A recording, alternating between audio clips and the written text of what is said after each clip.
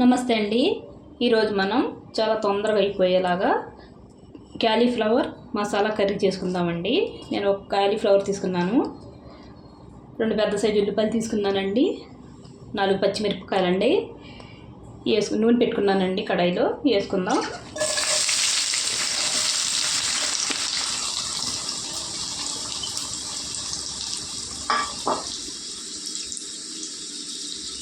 ఉప్పు వేసుకుందాం అండి, రుచికి తగినంత.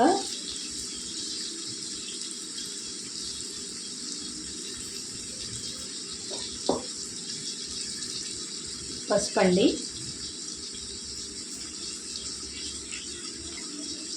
బాగా కలుపుకుందామండి.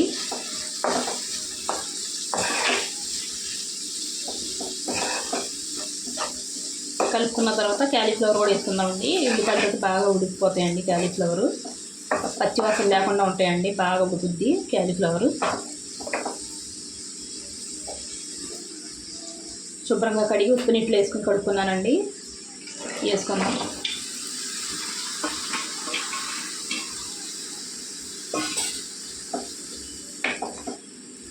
బాగా కలుపుకొని మూత పెట్టి మగ్గించుకుందామండి. చూడండి, క్యాలీఫ్లవర్ మగ్గాయి చూడండి, సగం మగ్గాయండి. ఇప్పుడు మసాలా వేసుకుందామండి. చూడండి, నేను 1 స్పూన్ వేస్తున్నానండి ఫుల్గాని. పచ్చి మసాలా అండి, బాగా కలిసిలా కలుపుకోవాలండి.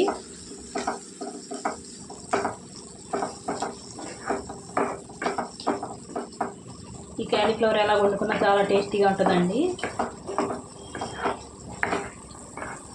ఈ ఆవగాయనైనా చాలా సూపర్ టేస్టీగా ఉంటుందండి, ఆవగాయ పట్టుకుంటే క్యాలీఫ్లవర్ తోటి.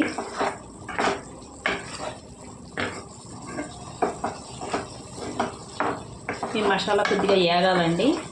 ఎక్కువ వేసుకుంటే ఎక్కువ వేసుకోవచ్చండి మసాలా, తక్కువ వేసుకుంటే తక్కువ వేసుకోవచ్చు మసాలా అయినా సరే. పచ్చిమిరపకాయలు ఉన్నాయి కదండి, వేసేసుకుంటున్నాను పచ్చిమిరపకాయలు. ఇప్పుడు వేసుకుంటే కూరలో కనపడుతూ ఉంటాయండి, మరీ మగ్గిపోకుండా ఉంటాయి. తినేవాళ్ళు అయితే తినొచ్చండి, పచ్చిమిరపకాయలు రుచిగా ఉంటాయి కూరలోవి. కొద్దిగా వేగాలండి మసాలా. మసాలా వేగిద్దండి, కారం వేసుకుందామండి.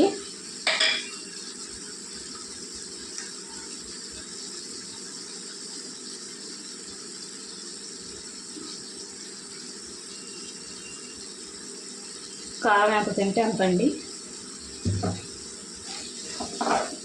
బాగా కలుపుకోవాలండి. కారం కొద్దిగా వేగుద్దండి. వేగిన తర్వాత ఇప్పుడు టమాటాలు వేసుకుందామండి. పచ్చివాసన పోద్ది కొద్దిగా వేగితే నూనెలో. కారం,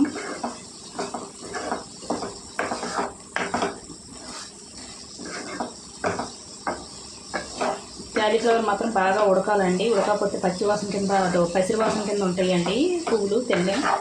అలా మెత్తగా వండుకుంటే చాలా టేస్టీగా ఉంటుందండి కూర.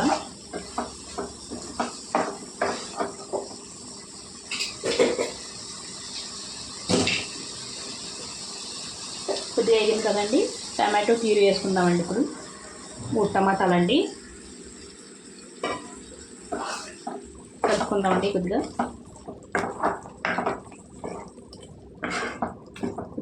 టమాటా ప్యూరీ కొద్దిగా ఉడకాలండి.